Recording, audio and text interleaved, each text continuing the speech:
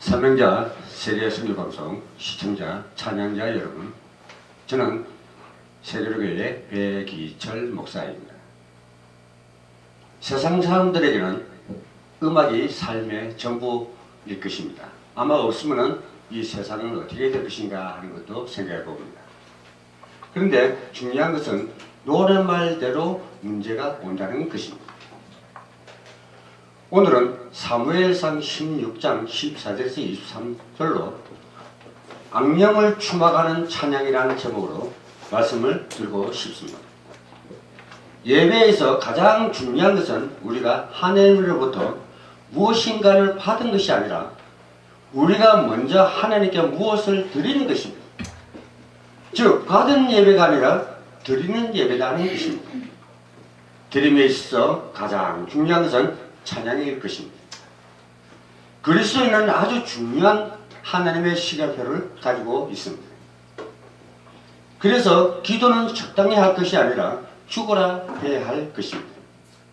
기도를 통해서 사단의 권세를 깨뜨리고 경제 축복을 지연시키는 사단을 깨뜨려야 할 것입니다.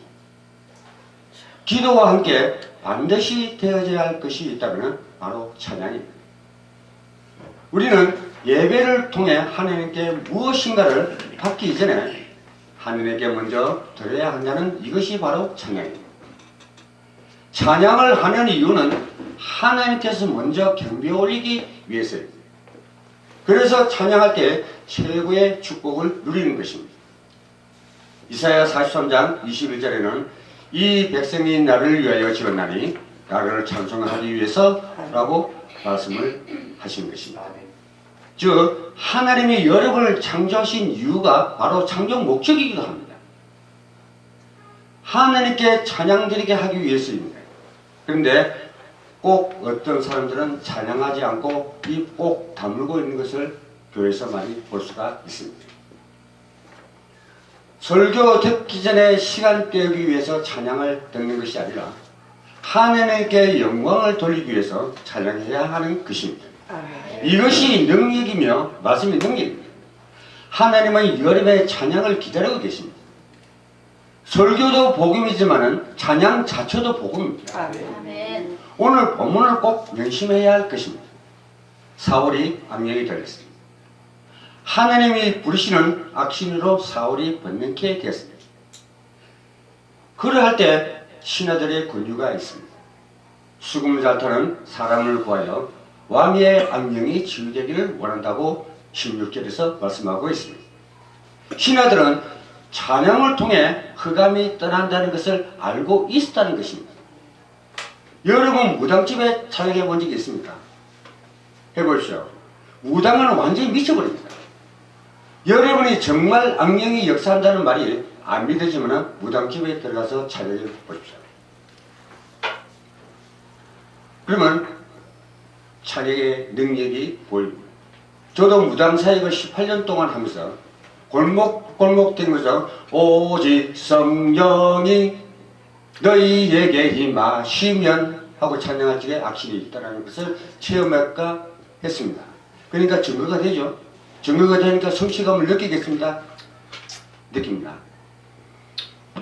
그렇게 찬양하고 무당 사역으로 돌아가면 이미 그들은 모두가 혼미해지는 상태입니다.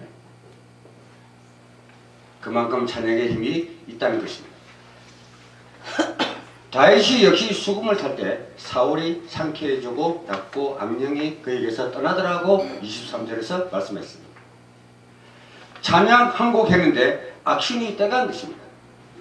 하나님을 찬양했는데 귀신 들린 자가 떠나간 것입니다. 이런 능력이 있는 것이 바로 찬양입니다. 오늘 본문이 바로 우리 그리스도인들이 받아야 할 응답입니다.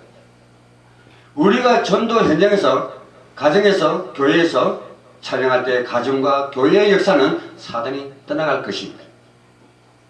저는 어릴 때 영적인 문제가 있었습니다. 그래서 사람과 대화하는 것을 아주 두려워했어요.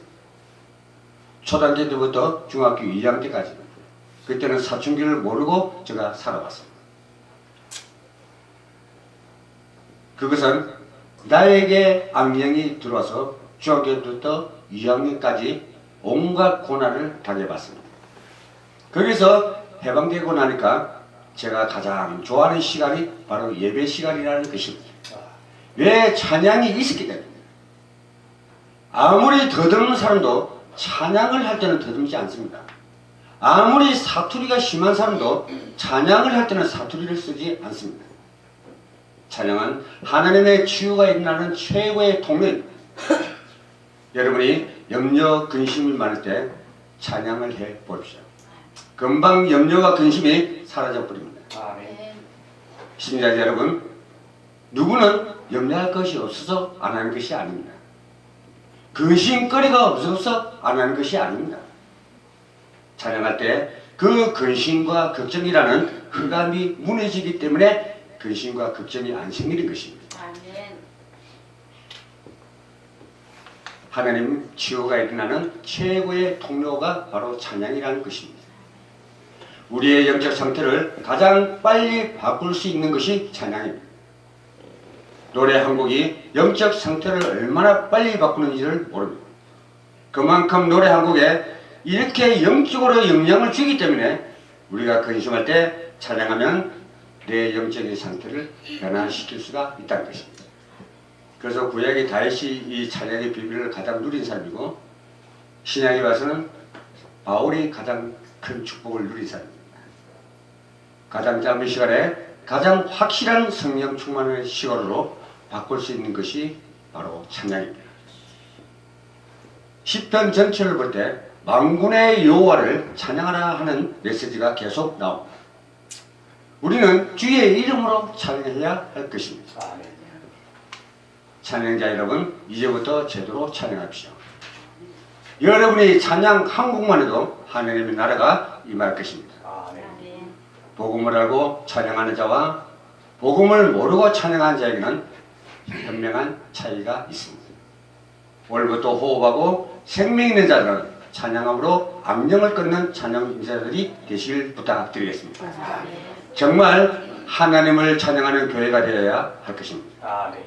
찬양은 하나님의 능력입니다. 생명이 있는 날까지 열방중의 외치리 예수는 그리스도라. 호흡 있는 자마다 열방중에 찬양하리 예수는 그리스도라. 이번 주 한 주간 여러분의 입에서 찬양이 끊기지 않고 찬양으로 임만의 축복을 누리는 한 주가 되시길 예수 이름으로 소망합니다. 감사합니다.